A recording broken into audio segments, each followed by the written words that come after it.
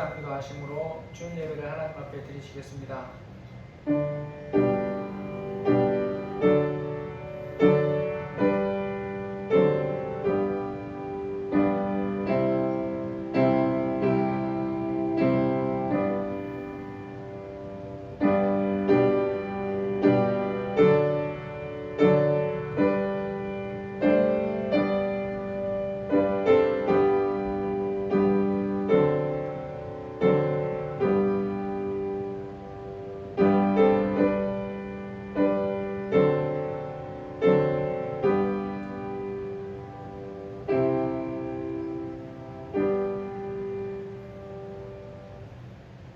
선생님, 율법 중에서 어느 계명이 크니까 예수께서 이르시되 내 마음을 다하고 목숨을 다하고 뜻을 다하여 주 너의 하나님을 사랑하라 하셨으니 이것이 크고 첫째 되는 계명이요 둘째도 그와 같으니 내 이웃을 내 자신같이 사랑하라 하셨으니 이 두 계명이 온 율법과 선지자의 강령이니라.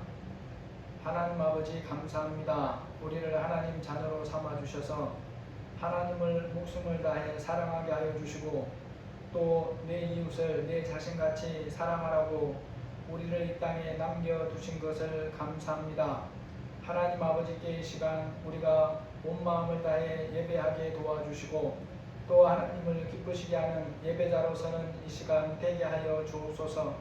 우리 모든 성도들 예배당에서 예배하지 못하지만 함께하여 주시고 예배하는 곳곳마다 성령으로 충만하게 임재하여 주시며 하나님께서 각 사람의 마음에 성령으로 임재하시고 드리는 예배를 기쁘게 받아주시기를 기도합니다.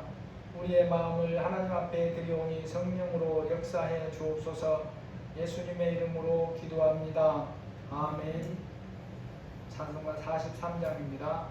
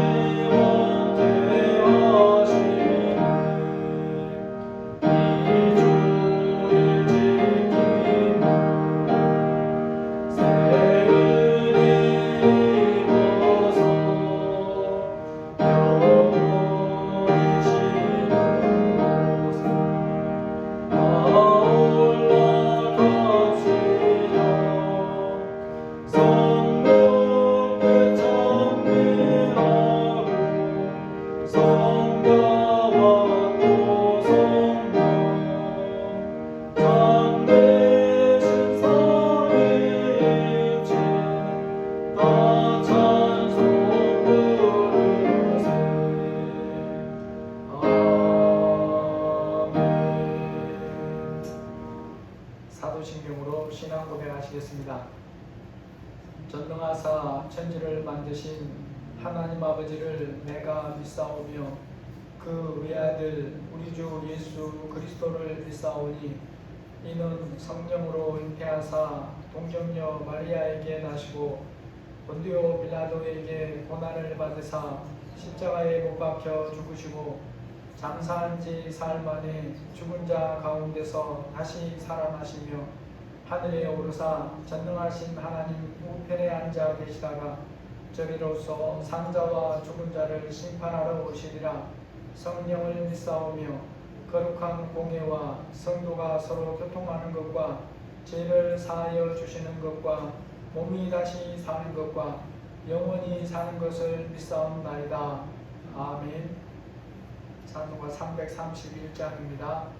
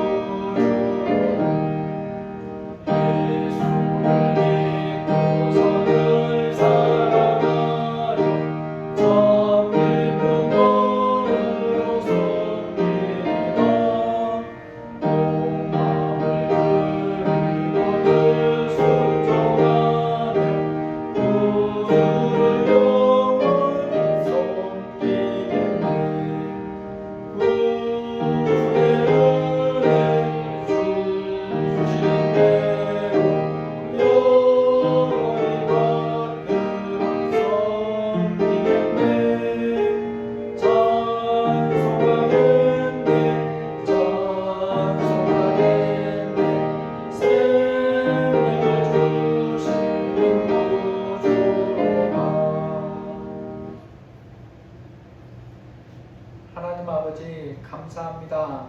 저희들 지난 한 주간 동안 또 지켜주시고 하나님 앞에 우리가 믿음으로 살 시간들을 주신 것을 감사합니다.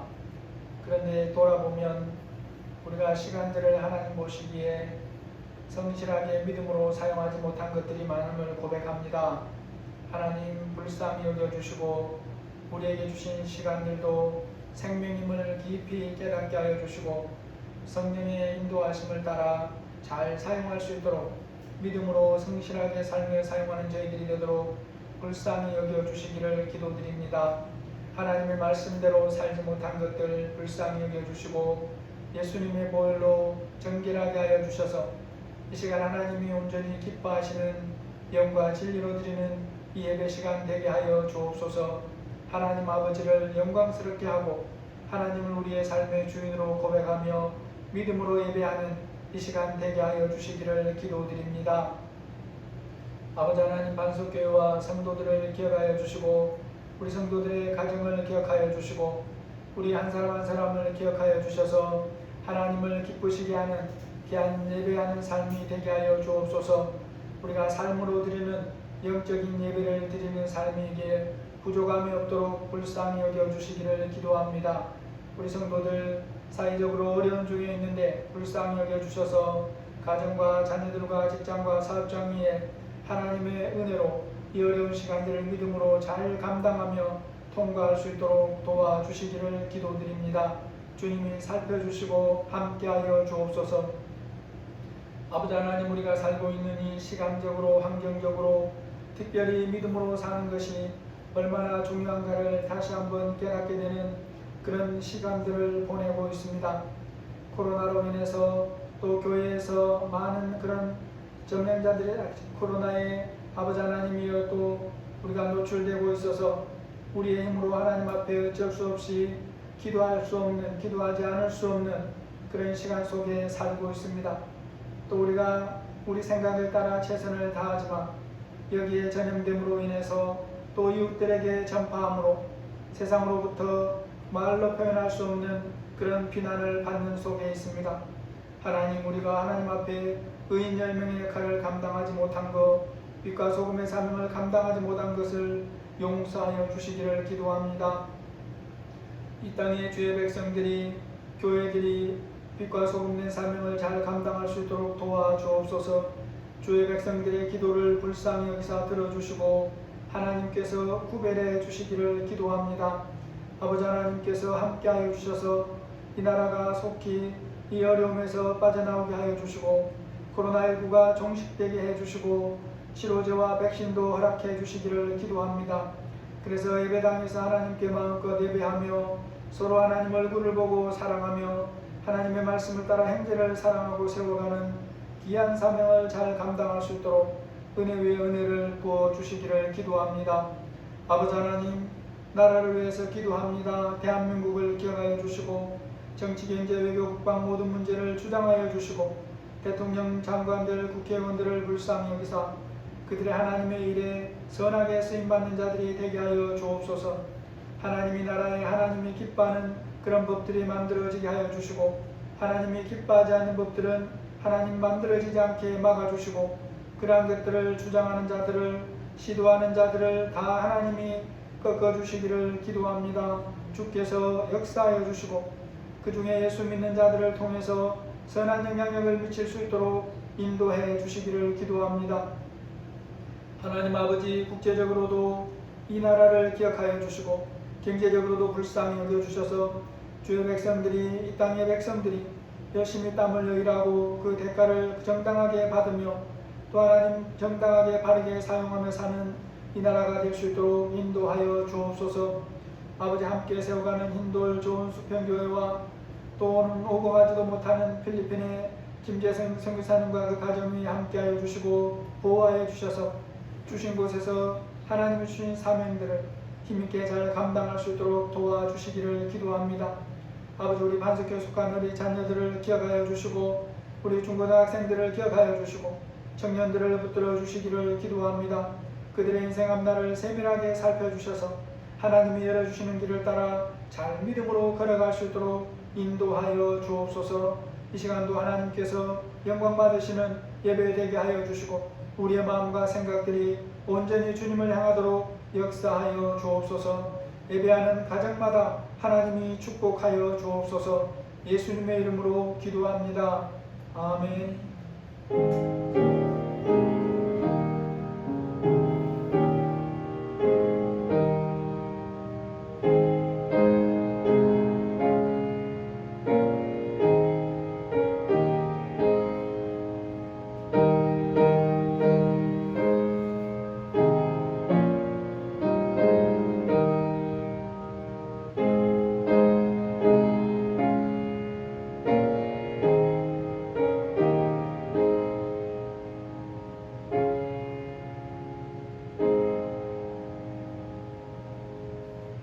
하나님 말씀 로마서 13장 1절에서 7절까지 말씀입니다.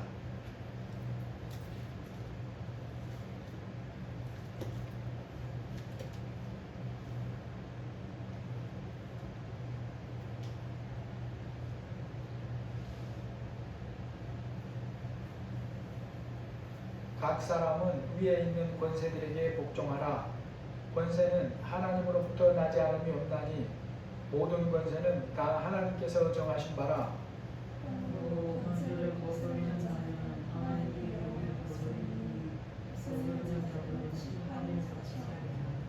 다스리는 자들은 선한 일에 대하여 두려움이 되지 않고 악한 일에 대하여 되나니 내가 권세를 두려워하지 아니하리느냐. 선을 행하라.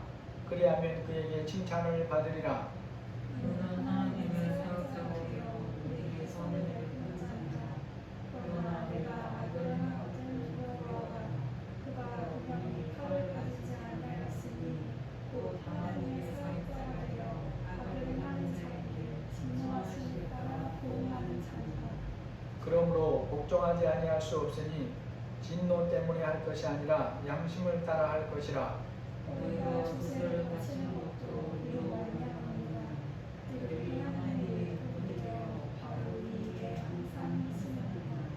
모든 자에게 줄 것을 주되 조세를 받을 자에게 조세를 바치고 관세를 받을 자에게 관세를 바치고 두려워할 자를 두려워하며 존경할 자를 존경하라. 아멘. 사람이 누려야 마땅한 자유를 어떻게 설명해 볼 수 있겠습니까? 자유란 말은 어떤 행동을 하는 데 있어서 외적 구속이나 방해나 압력이 없이 독립하여 자기 마음대로 결정하고 선택할 수 있는 상태입니다. 다른 사람의 구속이나 간섭을 받지 않고 자기 뜻대로 결정하고 행동할 수 있는 상태를 말하죠. 라이놀드 니버는 자유는 인간의 본질이며 인간에게만 주어진 고귀한 것이라고 말했습니다. 벤자민 프랭클린은 자유가 살고 있는 곳이 내 고향이라고 했고, 미국의 3대 대통령이었던 토마스 제퍼슨은 하나님은 우리에게 생명과 자유를 주셨다라고 했습니다. 자유에 대한 정의가 어떠하든지 간에 공통적인 부분에 있어서는 자유는 사람에게 생명처럼 소중한 가치를 지니고 있다는 것입니다. 생명이 그 어떤 것과도 바꿀 수 없는 가치를 지닌 것처럼 그에 버금가는 것으로 자유는 그 어떤 것과도 바꿀 수 없는 소중한 가치를 지니고 있습니다. 자유가 이같이 소중한 것은 하나님으로부터 받은 선물이기 때문에 그렇습니다. 자유는 어떻게 사용되어져야 참 자유가 되겠습니까? 자유에는 책임이 있습니다. 책임과 의무는 자유를 누리는 자가 마땅히 행해야 될 일인데 책임과 의무를 이행하지 않는다면 그 자유는 무가치한 것입니다. 자기의 유익만 주장하고 누릴 수 있는 힘으로서의 권리만 주장한다면 그것은 진정한 자유가 될 수 없습니다. 이 사회는 혼자 사는 곳이 아니기 때문에 그렇습니다. 그러므로 자유에는 반드시 책임이 동반되어야 하고 책임지는 자유만이 더불어 사는 사이에서 진정한 자유로 존재합니다. 그리스도인에게 주어진 자유도 마찬가지입니다. 자유를 남용해서는 안 되고 말씀의 교훈을 따라 이웃과의 관계에서 올바르게 사용되어져야 됩니다. 그러면 믿는 자가 사용하는 자유에는 어떤 종류의 책임이 따를까요? 성도가 자유에 따르는 책임을 다할 것에 대해서 누구로부터 책임을 묻게 되느냐라는 것입니다. 먼저 창세기 2장 16절 이하에 보시면 여호와 하나님이 그 사람에게 명하여 이르시되 각종 동산나무의 열매는 네가 임의로 먹되 선악을 알게 하는 나무의 열매는 먹지 말라. 네가 먹는 날에는 반드시 죽으리라. 이 말씀은 하나님께서 사람을 지으신 후에 첫 번째로 하신 말씀입니다. 하나님의 절대 명령이죠. 반드시 지켜야만 사는 명령입니다. 네가 먹는 날에는 죽을 가능성이 있으니까 먹지 말라는 게 아닙니다. 이것을 먹으면 반드시 죽으니까 먹지 말라는 말씀이죠. 그래서 이것은 그들에게 말씀 그대로 삶과 죽음을 가르는 말씀이에요. 무조건 순종해야 되는 것입니다. 살기 위해서 다른 길이 없는 절대 명령이에요. 그럼에도 불구하고 하나님은 이 명령에 대해서 강제로 따르도록 만들지 않습니다. 순종하여 선택하여 순종을 선택하여 복된 삶을 살라고 하시면서 선택의 자유를 주십니다.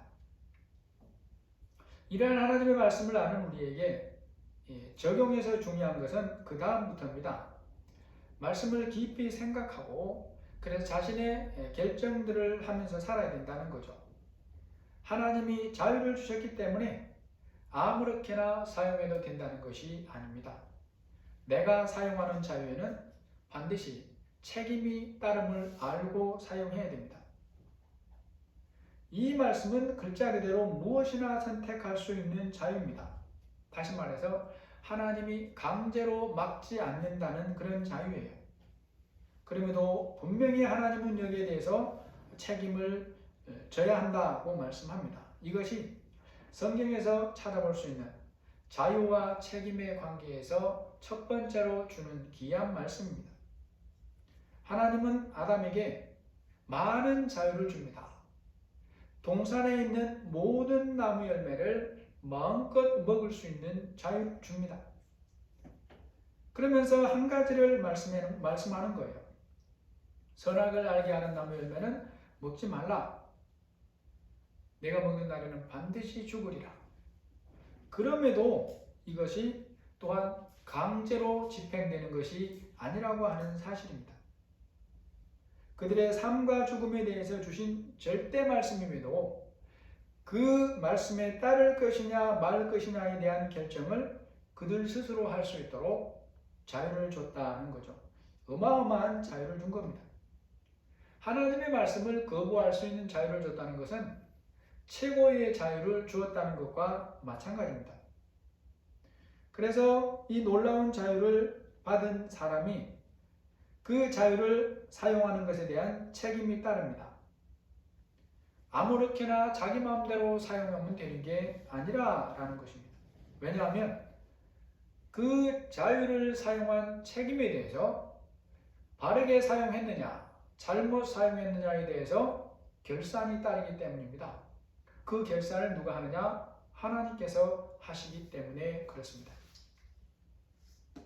성경에서 하나님이 자기 백성에게 자유를 주시면서 그것을 바르게 사용하여 복된 삶을 살라고 권면하시는 아주 중요한 말씀이 또 있습니다. 그것이 하나님이 약속하신 땅에 들어가기 직전에 그들을 하나님이 약속하신 가나안 땅에 들여보내기 직전에 모세를 통해서 하시는 말씀이에요. 신명기 30장에 보시면 하나님이 모세를 통해 이스라엘 백성들에게 이렇게 말씀합니다. 30장 19절에 내가 오늘 하늘과 땅을 불러 너희에게 증거를 삼노라. 내가 생명과 사망과 복과 저주를 내 앞에 두었은즉 너와 내 자손이 살기 위하여 생명을 택하고. 이 말씀은 이스라엘 백성들에게 그 위대한 지도자 모세가 40년 동안 광야에서 이스라엘 백성들을 인도한 후에 이제 마지막 모압 평지에서 요단강을 건너 가나안 복지를 건너기 직전에 하나님이 모세를 통해 그들에게 주시는 말씀이고 모세의 마지막 전별의 말씀이기도 합니다. 생명과 사망과 복과 저주를 내 앞에 두었다 라고 하는 말씀을 하십니다. 그러면서 그들에게 선택의 자유를 주십니다. 너와 내 자손이 살기 위하여 생명을 택하라. 하나님이 그들에게 주신 자유로 다른 선택을 하지 말고 그들과 그들의 자손이 사는 길, 생명의 길을 택해서 복된 삶을 살아라. 이것이 하나님의 말씀이죠. 사람에게는 이 선택의 자유가 있습니다. 이 자유가 있으므로 기계가 아니고 참으로 사람입니다. 어떤 미래 영화들을 보면 기계 인간들이 진짜 인간 같지 않습니까? 영화 속에서 그랬지만 사람하고 똑같아요. 그럼에도 그 로봇은 사람이 아닙니다. 왜냐하면 인간의 프로그램 안에서 작동하기 때문에 그렇습니다. 하나님은 지금도 자기 자녀 삼은 자들에게 자유를 주시고 우리에게도 자유를 주십니다. 우리가 이런 부분에 대해서 오해하면 안 됩니다. 말씀을 주시면서 선택하는 것은 우리에게 맡기십니다. 자유를 주십니다. 심지어 레위인으로 택했다 하더라도 거기에 순종하느냐 마느냐는 그 사람이 하는 것입니다. 다만 거기에 대한 책임 혹은 복되거나 복되지 못한 삶을 사는 결말도 하나님이 그렇게 하십니다. 우리의 매일의 생활은 각종 크고 작은 선택으로 이루어집니다. 아침에 일어나서 옷은 무슨 옷을 입을까? 오늘은 누구를 만날까? 무엇을 할까? 어디로 먼저 갈까? 하루의 생활만 아니라 인생을 길게 봐도 그렇습니다. 어떤 학교에 갈까? 대학 같으면 어떤 과에서 공부할까? 취미도 자기가 선택을 합니다. 청년 시기에 있어서는 더 중대한 선택을 할 일이 많죠. 내가 앞으로 살면서 어떤 방면에 헌신할 것인가? 무슨 직장을 가질까? 어떤 사업을 할까? 결혼할 시기가 되었다고 여기면 배우자에 대한 그런 고민과 결정을 합니다. 매일매일의 생활이 선택하고 연결됩니다. 그러한 모든 선택은 기본적으로 사람이 가진 자유 때문에 가능하죠. 그런데 이 선택에는 자유를 사용하는 것에는 반드시 거기에 따른 책임이 따라온다는 것입니다. 어떤 것을 선택하든지 거기에 따른 결과라고 하는 것이 따라옵니다. 지금 당장 보이지 않더라도 나중에라도 따라와요. 하나님의 백성이 하나님이 주신 자유로 한 모든 선택과 결정에는 그것에 따르는 책임, 결과가 어떤 것인가를 확인하는 시간들이 온다는 것입니다. 이 시간 본문에도 자유와 책임에 대해서 우리가 살고 있는 부딪히고 있는 이 세상 속에서, 사회 속에서 실제적인 면에서 적용할 중요한 말씀을 줍니다. 특별히 시대 상황적으로 우리 대한민국 교회와 성도들에게 바로 오늘이라는 시점에 더욱 중요한 시사점들이 있어요. 믿는 자와 교회에 하나님 앞에서와 사회적으로 가진 자유와 책임에 대해서 너무도 중요한 부분을 말씀합니다. 어떤 사람도 어떤 조직도 이 말씀에서 피할 수 없습니다. 그리스도인이 자유를 사용하면서 세상 권력에 대해 가져야 될 자세를 이렇게 말씀합니다. 각 사람은 위에 있는 권세들에게 복종하라. 권세는 하나님으로부터 나지 않음이 없나니 모든 권세는 다 하나님께서 정하신 바라. 그러므로 권세를 거스르는 자는 하나님의 명을 거스름이니 거스르는 자들은 심판을 자취하리라. 이것이 누구에게 하시는 말씀이라는 것을 분명히 알아야 됩니다. 하나님을 모르는 자들에게 하시는 말씀이 아니에요. 로마에 있는 교회와 성도들, 이후에 믿는 모든 사람들에게 하시는 말씀입니다. 그러므로 이 말씀은 또한 오늘 우리가 듣고 순종해야 될 말씀입니다. 이 말씀을 다른 말로 하면 그리스도인이 주어진 자유를 어떻게 사용하면서 살아야 하는가에 대한 이 땅에 사는 동안 보이는 부분에서 가장 중요한 말씀입니다. 사용하는 자유에 대해 어떤 책임이 따르는가에 대한 말씀이고 그 책임을 물으시는 분이 궁극적으로 누구이냐라는 것입니다. 첫 번째는 보이는 권세이지만 자유에 대한 책임을 물으시는 분이 궁극적으로 또한 하나님이라는 것입니다. 하나님께서 국가를 사용해서 책임을 물으신다는 거예요. 이 말씀을 바르게 이해하려면 간략하게 줄여서라도 본문의 의미를 좀 살펴볼 부분들이 있습니다. 여기서 말씀하는 권세, 이 권세는 왕이나 정부를 의미합니다. 이 당시에는 당연히 왕정을 의미합니다. 이 말씀이 주어진 시대의 세상 모든 나라들은 그 크기가 어떠하든지 왕들이 다스리는 시대입니다. 그래서 권세의 정점은 왕을 의미하고 왕에 의해 위임받은 신하들도 권세자들입니다. 권세, 오늘날로 말하면 각 나라의 정부인 것입니다. 그러면 정부의 정체에 대해서는 어떠하다는 말이 되겠습니까? 이것은 오늘날로 말해서 그 나라의 체제가 무엇이냐? 다시 말하면 왕정이냐, 민주주의냐, 사회주의냐라고 하는 것에는 아무 상관이 없어요. 모든 체제에 해당하는 말씀이라는 것입니다.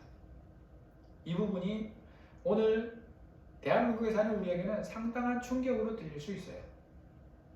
아니 그렇다면 군주제나 민주주의나 사회주의가 다 포함된다는 말이냐고 물을 수 있습니다. 대답은 당연히 그렇답니다. 그 시대에는 오늘날에 있는 민주주의 자체가 없습니다. 다 왕정이고 전체주의고 전체주의 정부만 있어요. 바울은 그 당시 모든 나라 정부의 정체가 그러하다는 것을 알고 있습니다.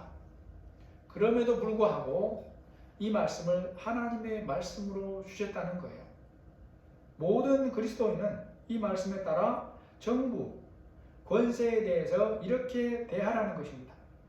권세는 하나님으로부터 나지 않음이 없나니 모든 권세는 다 하나님께서 정하신 바라.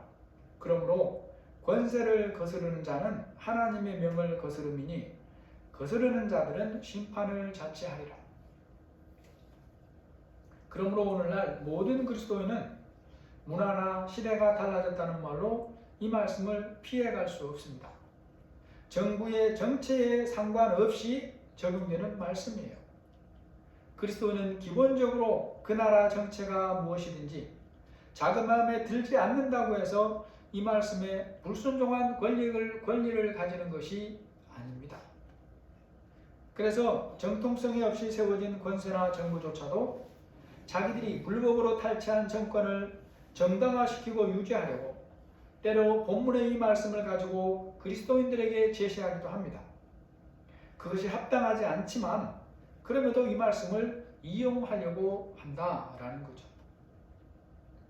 이 말씀을 우리의 삶에 적용하는 면에서 또 한 가지 살펴야 될 부분이 하나님이 권세자나 정부에게 부여한 중요한 책임이 무엇인가 라는 거죠. 오늘 4절에 보시면 그는 하나님의 사역자가 되어 내게 선을 베푸는 자니라. 그러나 내가 악을 행하거든 두려워 말라. 두려워하라. 그가 공연히 칼을 가지지 아니하였으니 곧 하나님의 사역자가 되어 악을 행하는 자에게 진노하심을 따라 보응하는 자니라. 바울 시대의 로마는 이른바 원로원이라고 하는 정치 집단이 강한 힘을 가졌고 그 중에 개인으로 왕이 가장 큰 권력을 가진 왕정 국가입니다. 공화정 형식이 있지만 왕정 국가입니다. 로마를 제외한 주변 모든 나라들은 당연히 왕정이고 군주제입니다. 그런 나라들 군주 중에 하나님을 알고 믿는 사람이 한 사람도 없는 시대입니다. 그런 시대인데 하나님께서 바울을 통해 이렇게 말씀하시는 것입니다. 그 정부의 정체성이 무엇이든지 하나님께서 그 권세를 통해 하시려는 일이 있습니다. 그것이 바로 질서를 유지하고 악을 행하는 자들을 벌하는 것입니다. 바울의 시대나 이후의 모든 시대에 각 나라 권세자나 정부는 기본적으로 이 임무를 감당합니다. 잘 못해도 기본적으로 이것을 감당합니다. 하나님께서 그렇게 권세자나 정부를 통해서 그들에게 맡긴 권세로 질서 유지와 악을 벌하는 면에서 지금이라고 해서 달라지는 것이 아무것도 없습니다. 그 권세나 정부가 이 말씀을 알든지 모르든지 하나님을 믿든지 안 믿든지 실제로 그때는 안 믿는다고 얘기했습니다.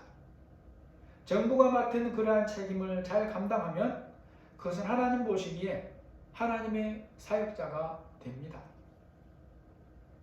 본문에서 이 두 가지 부분을 살피면 이제 다음 질문에 부딪히게 됩니다. 그렇다면 그리스도인은 정부의 정체가 어떠하든지 무조건 정부에 따라야 합니까?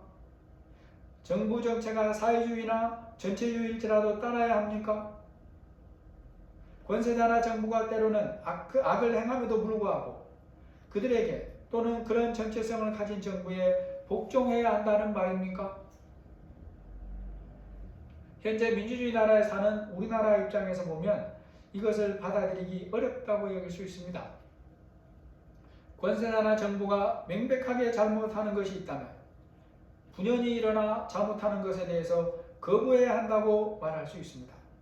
할 수 있는 모든 힘을 동원해서 막고 고쳐야 한다고 말할 수 있습니다.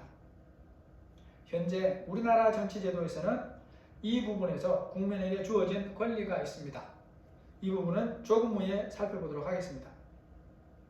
어떤 권세자나 정권이 질서 유지나 악을 벌하는 책임을 감당하는 정도가 그 나라 다수의 국민들이 기대하는 것에 때로 많이 미치지 못할 수 있습니다.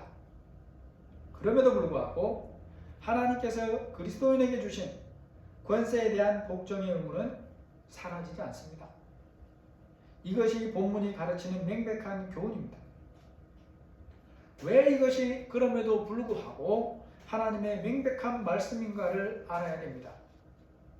바울이 복음을 전하던 당시, 특히 로마서를 기록한 시대는 권세자가 기독교를 박해하는 부분에서 그 악독함이 너무도 유명한 네로 황제 시대입니다. 네로 황제는 54년부터 68년까지 황제로 있었고 온갖 핍박을 자행한 자입니다. 바울이 로마서를 기록한 시기는 57년경입니다. 교회사 기록을 보면 바울도 그 네로의 박해 시절인 64년 정도에 순교합니다. 이때 로마라는 나라는 지중해를 내라고 말할 정도로 큰 나라였어요.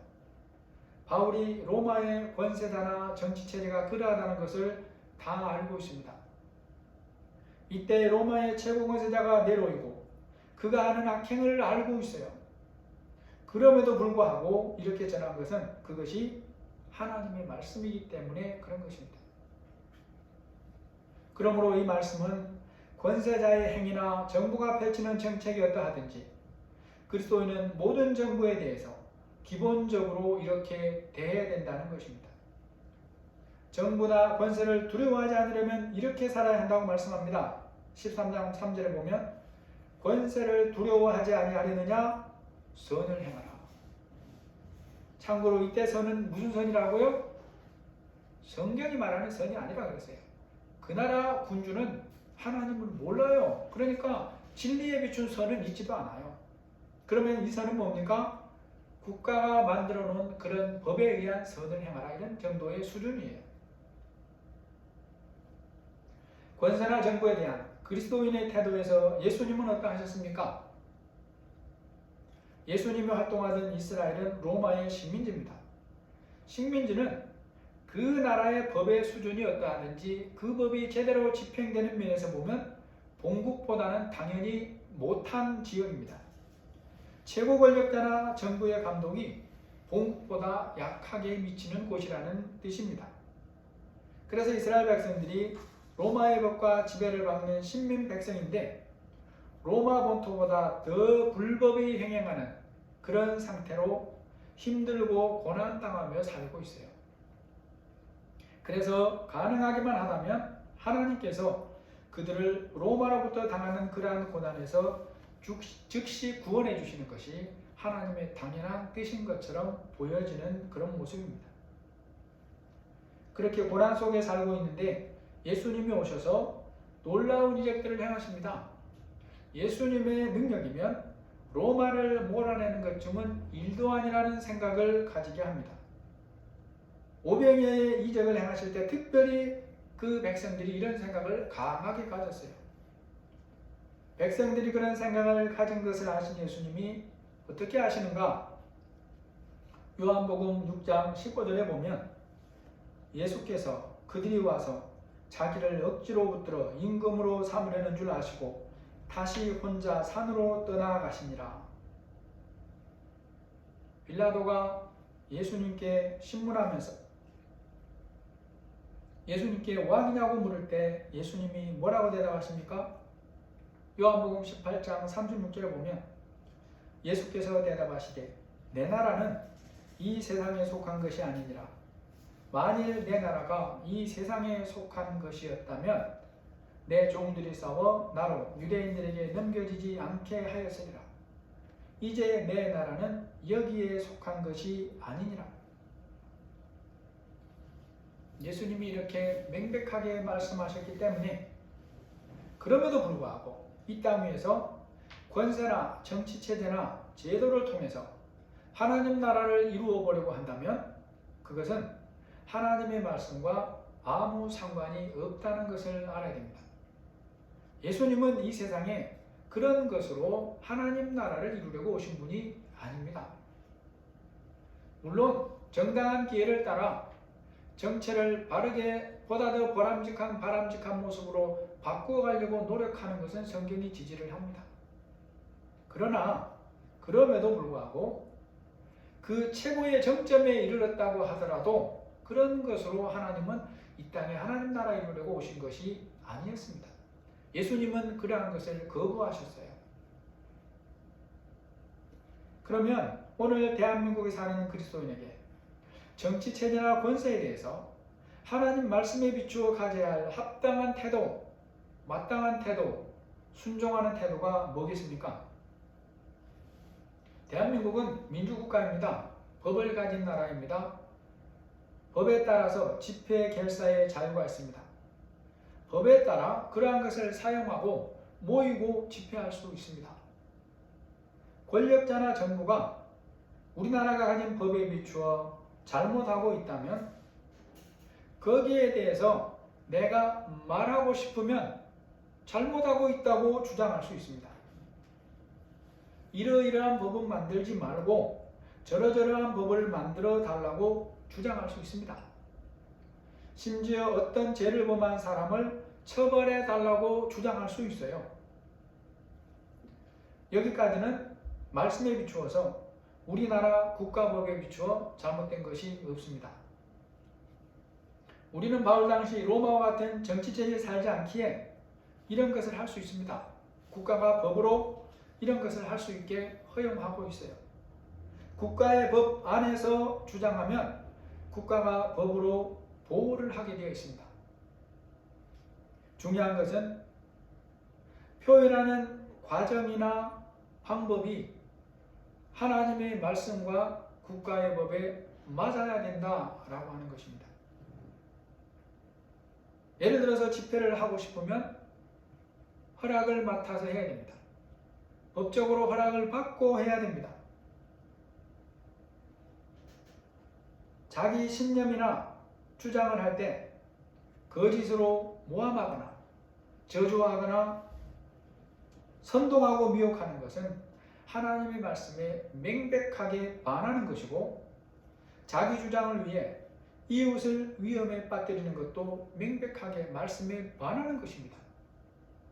이런 부분에서 분별력이 없거나 약한 사람들을 거짓말과 가짜뉴스로 미혹하는 것도 성경에서 명백하게 금하는 반말씀적인 행위입니다. 로마서 14장 13절에 보시면 부딪힐 것이나 거칠 것을 형제 앞에 두지 아니하도록 주의하라. 하나님은 그 결과만 보고 판단하는 분이 아닙니다. 과정이 중요합니다. 그래서 하나님이 보시기에 과정이 잘못되었다면 결과는 아무것도 아닙니다. 신명기 23장 18절에 창기가 번 돈과 개 같은 자의 소득은 어떤 서운하는 일로든지 내 하나님 여호와의 전에 가져오지 말라. 이 둘은 내 하나님 여호와께 가증한 것이니라. 여기서 서원을 갚는다는 것은 가장 급하게 그 사람이 해야 될 일이에요. 가장 중요하게 해야 될 일이에요. 그런데 그것을 위해서 한다고 하더라도 창기가 번 돈과 개 같은 자의 소득은 가져오지 말라는 거예요. 받지 말라는 거예요. 왜요? 과정이 잘못됐기 때문에 그런 것입니다. 그리스도인이 권세, 정부에 대해 가져야 될 성경적 자세에서 나라의 법을 지키면서 살아야 하는 부분에서 본문 5절에 이렇게 말씀합니다. 그러므로 복종하지 아니할 수 없으니 진노 때문에 할 것이 아니라 양심을 따라 할 것이니라. 이것이 무슨 뜻인지 알아야 됩니다. 말씀의 교훈을 따라 권세나 정부를 대하되 그것이 가진 힘 때문에가 아니라 양심을 따라서 하라는 것입니다. 이때의 양심이 누구의 양심이냐? 말씀의 가르침이 이러하다는 것을 알고 믿는 자의 양심입니다. 말씀 때문에 그렇게 하라는 거예요. 어떤 믿는다는 사람들이 자기 신념을 주장하면서 자기 편이 되어주지 않는 목사들에 대해 좌파니 진보니 하면서 자기 생각으로 편가르게 하고 비난하는 사람들이 있어요. 그런데 그렇게 말하는 사람들이야말로 말씀에 무식한 자들이라는 것을 알아야 됩니다. 그런 행위를 하나님의 말씀에 비추어 보면 명백하게 하나님의 말씀을 거부하고 불신앙하는 잘못된 자들이라는 것을 분별을 해야 됩니다. 고린도전서 1장 12절에 보면 너희는 각각 이르되 나는 바울에게, 나는 아볼로에게, 나는 게바에게, 나는 그리스도에게 속한 자라 한다는 것이니 그리스도가 어찌 나뉘었느냐? 바울이 너희를 위하여 십자가에 못 박혔으며 바울의 이름으로 너희가 세례를 받았느냐? 고린도전서 3장 3절에 보면 너희가 아직도 육신에 속한 자로다. 너희 가운데 시기와 분쟁이 있으니 어찌 육신에 속하여 사람을 따라 행함이 아니리요. 어떤 이는 말하되 나는 바울에게라 하고 다른 이는 말하되 나는 아볼로에게라 하니 말씀을 따라 하나님을 믿는 사람이고 교회라면 자기 생각이나 세상 기준을 따라 다른 믿는 형제들을 팔을 나누고 당을 짓고 편가르기를 하는 것은 명백하게 하나님의 말씀을 거부하는 불신앙하는 자들이라 라는 말씀입니다. 그들이 정말로 성경대로 하나님을 믿는 자들이라면 결코 이 말씀을 피해갈 수가 없어요. 그런 행위는 스스로가 불신앙하는 자라는 것을 고백하는 것과 마찬가지입니다. 하나님의 명백한 말씀이라함에도 불구하고 지금 나의 마음에, 여러분의 마음에 나의 신념이나 사회의 시류를 따라 좌파니 우파니 편가르기를 하는 일에 동조하는 생각이 있다면 나도 이런 부분에서 하나님 말씀에 무지하고 불순종하고 있는 자라는 것을 깨달아야 됩니다. 깊이 회개하고 돌이켜 새 사람이 되어야 됩니다. 무서운 말씀이에요. 말씀이 이러함에도 불구하고 이것을 거부하고 굳이 그 시대 사람들의 기준에서 보려는 사람들의 입장에서 본다고 하더라도 예수님은 그들 편이 아니에요. 그 당시 사람들 기준에서 생각해 볼 때 그러면 예수님은 과연 어떤 편이겠습니까? 사람들 기준에서 기존의 질서를 깨뜨리는 면에서 보면 예수님이야말로 좌파 중에서도 왕좌파고 복음이야말로 진보 중에서도 왕진보예요. 예수님은 그 당시 유대사의 종교 지도자들, 가진 자들, 권세자들의 삶을 모조리 부정하십니다. 그들이 장악하고 이익을 챙기는 성전에서 상을 뒤집어 엎어버리시는 분이에요. 당시 부자가 천국에 들어가는 것은 낙타가 바늘기로 들어가는 것보다 어렵다고 하십니다. 가능성이 전혀 없는 자들, 지옥에 갈 자들이라는 말씀이에요. 오늘 말씀을 정리해 봅니다. 그리스도인이 누려야 할 자유에는 반드시 책임이 따릅니다. 하나님이 책임을 물으십니다. 참 자유는 오직 말씀 안에서만 누릴 수 있기 때문에 말씀을 모르고는 참 자유를 누릴 수 없습니다. 우리의 완악한 마음이 깨어지지 않으면 말씀을 말씀대로 들을 수가 없습니다. 귀로는 들어도 마음과 삶으로 듣지 않으면 그것은 말씀을 거부하는 것입니다. 그 사이에서 덜 가진 사람은 자기 눈으로 말씀을 볼 가능성이 큽니다. 더 가진 사람도 자기 눈으로 말씀을 볼 가능성이 큰 것은 마찬가지입니다. 자신이 가진 것이 정도가 어떠하고 신념이 어떠하든지 말씀은 변하지 않습니다. 진리는 사람 따라 시류 따라 변하는 것이 아닙니다. 예수님이 이 땅에 정치 제도를 통해 하늘나라를 만들려고 오신 분이 아닙니다. 성경대로 믿는 사람이면 믿는 사람을 향해 편가르게 하는 것은 하나님이 준엄하게 금하십니다. 그 자체가 죄입니다. 저나 여러분 마음속에 혹시라도 믿는 자를 향해 저 사람은 좌파니 우파니 이런 소리 하시면 그것 자체가 죄라는 것을 분명하게 기억하십시오. 복음을 통해 우리를 죄와 사망에서 구원하여 하나님 자녀 삼으시고 이후부터 하나님 말씀에 순종해서 세상에서 빛과 소금으로 살게 하려고 우리를 이 땅에 남겨두신 것입니다. 오늘 우리가 그리스도인의 사회적 책임이 너무나 중요한 시기를 살고 있습니다. 이런저런 온갖 그럴듯한 선동하는 말에 휩쓸리지 마시고 말씀의 분별력을 가지고 분별하면서 말씀에 순종하는 자들이 되어야 됩니다. 말씀 안에서 참된 자유를 누림으로 그 자유를 가지고 이웃을 대하는 생명의 전달자들이 되시기를 예수님의 이름으로 축복합니다. 하나님 아버지, 우리가 하나님 주신 자유와 책임에 대해서 성경 말씀을 따라 깨닫지 못하기 때문에 이 사회가 분열하고 서로를 비방하고 비난하는 일에 예수 믿는 사람들이 많이 이용되고 있습니다.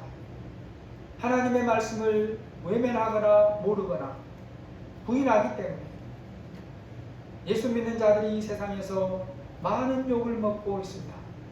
주여 우리를 불쌍히 여겨주시고 우리 믿는 반석교회 성도들이 있는 곳에서 의인 10명의 사명을 잘 감당할 수 있도록 말씀의 바른 분별력을 부어주시기를 기도합니다. 성령으로 만져주시고 들을 귀와 깨닫는 마음과 실천하고 순종하는 마음을 더하여 주옵소서. 예수님의 이름으로 기도합니다. 아멘.